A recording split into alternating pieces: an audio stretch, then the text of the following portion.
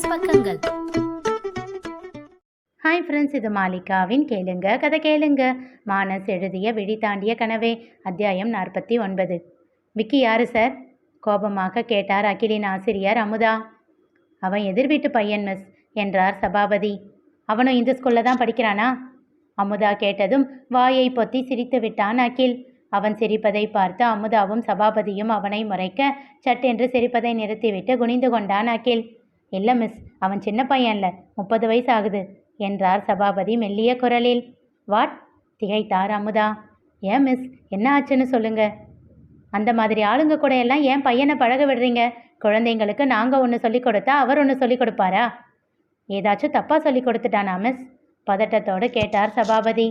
இருங்க, இப்போ பாருங்க என்றவர், Akhil tell me the rainbow colours என்று கேட்டார். VIBGYOR miss? What are தே?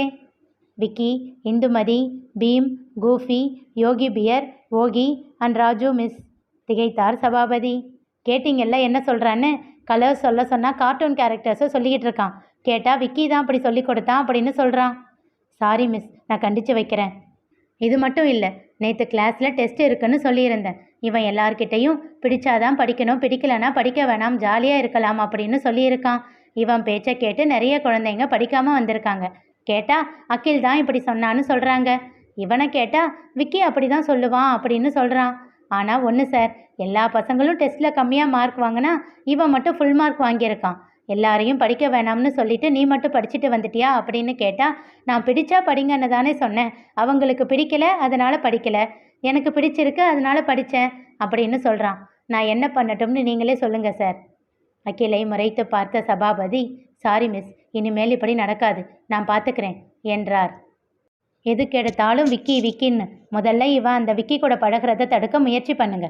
அப்புறம் அகிலை விட குட் பாய் இந்த கிளாஸில் யாரும் இருக்க மாட்டாங்க என்று அவனை பார்த்து புன்னகைத்து கொண்டே கூறினார். அவனோ அவர் கூறியதும் வேகமாக தன் பையை எடுத்துக்கொண்டு வெளியே ஓடினான். அவன் செய்த காரியத்தை அதிர்ச்சியாக பார்த்து கொண்டிருந்தார் சபாபதி. பாருங்க சார், இப்படி தான் விக்கி கூட பழக வேண்டாம்னு சொன்னால் இப்படி தான் கோபப்படுவான். சாரி மிஸ், நான் பார்த்துக்கிறேன் என்று அவரிடம் மன்னிப்பு கோரிவிட்டு வேகமாக வெளியில் வந்தார் சபாபதி. மரத்தின் அடியில் கைகளை கட்டி கொண்டு கோபமாக நின்றிருந்தான் அகில்.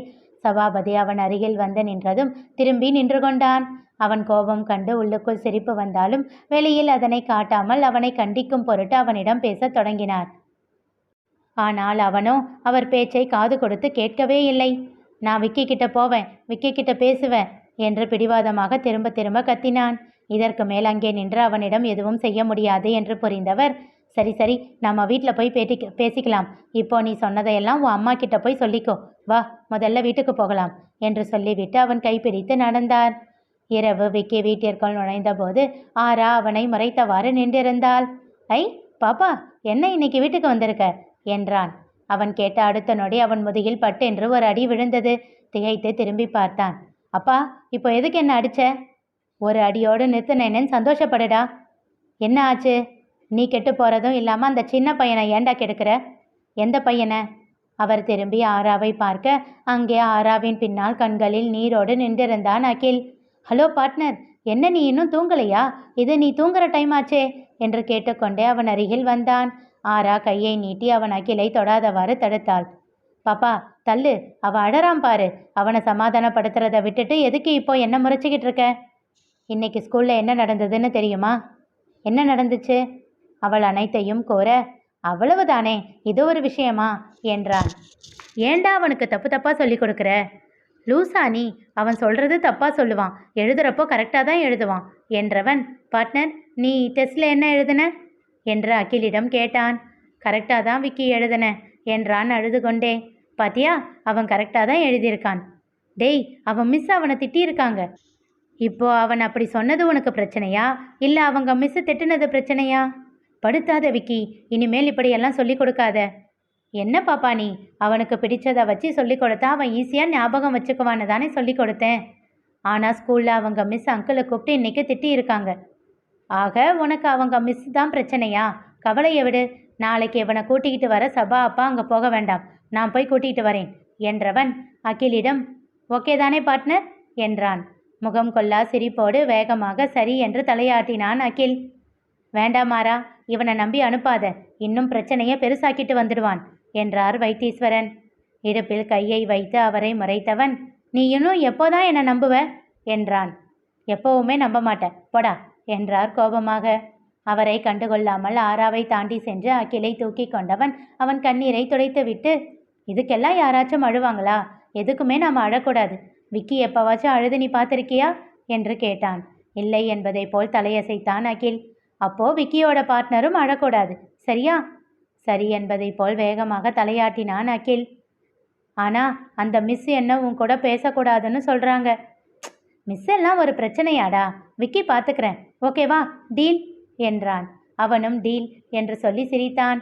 ஆராவிடம் திரும்பியவன், அவ்வளவுதான், பிரச்சனை முடிஞ்சிருச்சு. இதுக்கு போய் இவ்வளவு டென்ஷன் ஏன் பாப்பா? போ போ, வீட்டுக்கு போ, 2 பேரும் நல்லா சாப்பிட்டு படுத்து தூங்குங்க என்று அவள் கையில் அகிலை கொடுத்தான். அவனை திட்டவும் முடியாமல் அவன் சொல்வதை ஏற்கவும் முடியாமல் அவனை முறைத்து கொண்டே சென்றாள் ஆரா. அவள் சென்றதும் கதவை பூட்டிவிட்டு வந்தவன், அப்பா வந்தவுடனே பஞ்சாயத்து என்று சலித்து கொண்டான். அப்பா எனக்கு பயங்கரமாக பசிக்குது, டிஃபன் ரெடியா என்று கத்தினான். அதெல்லாம் ரெடியாக தான் இருக்கு, சீக்கிரம் வந்து கொட்டிக்கோ என்றார். முன்னெல்லாம் எப்பவும் தண்டச்சோறுன்னு திட்டுவ, இப்போ அப்படி சொல்ல முடியலன்னு இப்படியெல்லாம் பேசுகிறல்ல நீ? உனக்கு மட்டும் ரிட்டையர்மெண்ட் வரட்டும், அப்புறம் இருக்கு உனக்கு. போடா போடா. போகிறேன் போகிறேன் என்று சொல்லிவிட்டு சென்று கை கால்களை கழுவி விட்டு வந்தான். டைனிங் டேபிளில் வந்து அமர்ந்தவனுக்கு உணவை பரிமாறினார். இதை பாரு, எனக்கு கை கால் எல்லாம் வலிக்குது, இனிமேல் என்னால் சமைக்க முடியாது. அதுக்கு என்னப்பா, வேலைக்கு ஆள் போட்டுக்கலாம், யாராச்சும் சமையல் செய்கிறவங்க இருந்தால் விசாரி. டேய், நான் சொல்ல வர்றதை முழுசாக கேளுடா. சரி சொல்லு. உனக்கு வயசு 30 ஆகுது, அது எனக்கே தெரியுமே. எப்போ கல்யாணம் பண்ணிக்க போகிற?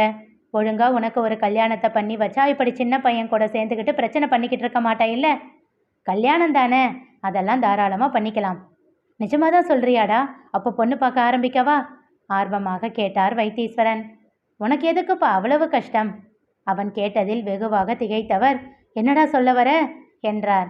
பொண்ணையெல்லாம் நான் ஏற்கனவே பார்த்து வச்சிருக்கேன். இன்னும் அதிகமாக அதிர்ந்தார். என்னடா சொல்கிற? தமிழில் தானே சொன்னேன், உனக்கு புரியலையா? அதெல்லாம் புரியுது. யாருடா அந்த பொண்ணு? என்ன விவரம்? எல்லாத்தையும் சொல்லு.